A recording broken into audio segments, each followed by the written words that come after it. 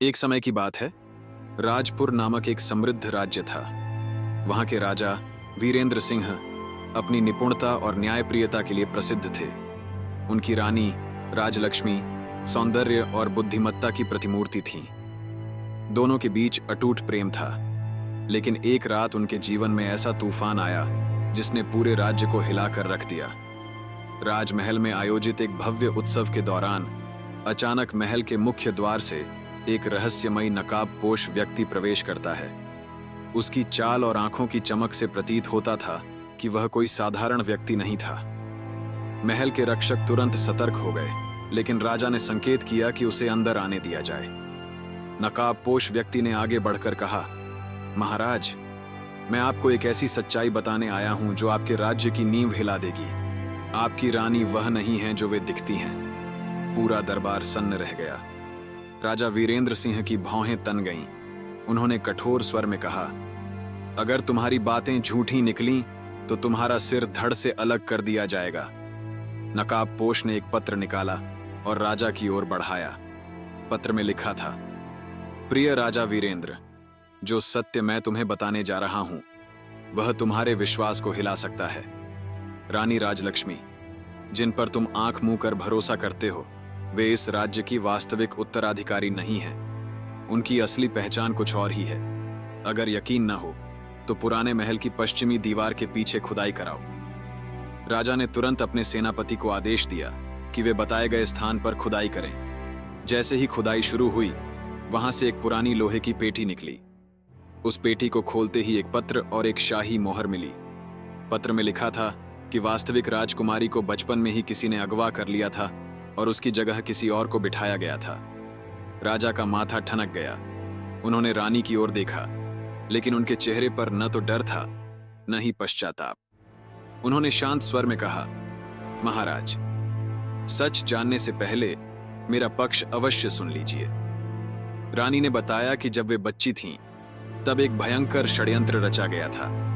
राज परिवार को नष्ट करने के लिए असली उत्तराधिकारी को मारने का प्रयास किया गया, लेकिन कुछ वफादार सेवकों ने उसे बचा लिया और एक सामान्य परिवार में छुपा दिया। लेकिन नियति को कुछ और ही मंजूर था और वे स्वयं भी इस षड्यंत्र के रहस्यों में उलझ गईं। राजा के मन में संशय तो था, लेकिन वे जानते थे कि उनकी रानी एक ईमानदार और निस्वार्थ महिला हैं। उन्होंने इस गुत्थी को पूरी तरह सुलझाने का निश्चय किया। राजा ने नकाबपोश व्यक्ति से उसका परिचय पूछा तो उसने अपना नकाब हटा दिया। दरबार में सभी स्तब्ध रह गए, क्योंकि वह व्यक्ति और कोई नहीं बल्कि राज्य के पुराने महामंत्री का खोया हुआ पुत्र था, जिसे वर्षों पहले मृत मान लिया गया था। धीरे धीरे सच्चाई सामने आने लगी। असली राजकुमारी का पता चल गया, जो एक दूर दराज के गांव में साधारण जीवन व्यतीत कर रही थी। राजा ने अपने विश्वस्त सैनिकों को भेजा, जो गुप्त रूप से उस गांव पहुंचे। उन्होंने देखा कि गांव के एक छोटे से मंदिर में एक युवती सफेद साड़ी में लिपटी मंदिर के दीपक जला रही थी। उसकी आंखों में अजीब सा सूनापन था, जैसे वह किसी अनकहे अतीत को अपने भीतर समेटे हुए थी। सैनिकों ने जब उसे राजा का संदेश सुनाया तो वह स्तब्ध रह गई। उसके भीतर कुछ स्मृतियां कौंधने लगी। वह अनायास ही अपने गले में पड़े एक पुराने लटकन को देखने लगी, जिस पर वही शाही चिन्ह अंकित था जो राजमहल की शाही मोहर पर था। राजमहल में जब वह पहुंची तो उसकी शक्ल हूबहू रानी राजलक्ष्मी जैसी थी। दरबार में बैठे सभी लोग हैरान थे। जब राजा वीरेंद्र सिंह ने उससे उसके अतीत के बारे में पूछा तो उसकी आंखों में आंसू आ गए।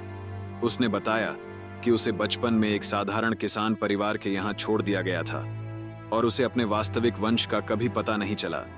उसे अब समझ आ रहा था कि उसकी अलग पहचान क्यों थी और क्यों उसके पालक माता पिता हमेशा उसे छिपा कर रखते थे। राजा ने अब एक कठिन निर्णय लेने का समय आ गया था। असली राजकुमारी के मिलने के बाद क्या रानी राजलक्ष्मी को रानी बने रहने का अधिकार था, या फिर उन्हें अपनी गद्दी छोड़नी होगी?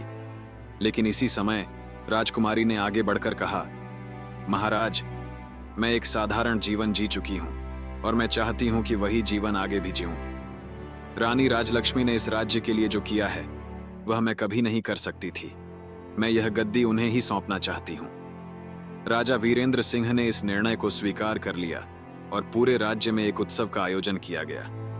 नकाबपोश व्यक्ति को राजा ने अपना विशेष सलाहकार बना लिया। और राज्य में शांति और न्याय स्थापित हुआ। अंततः राजा और रानी के प्रेम की परीक्षा समाप्त हुई और पूरे राज्य में न्याय की स्थापना हुई। लेकिन यह रहस्य और रोमांच से भरी कहानी हमेशा राजपुर के इतिहास में दर्ज हो गई।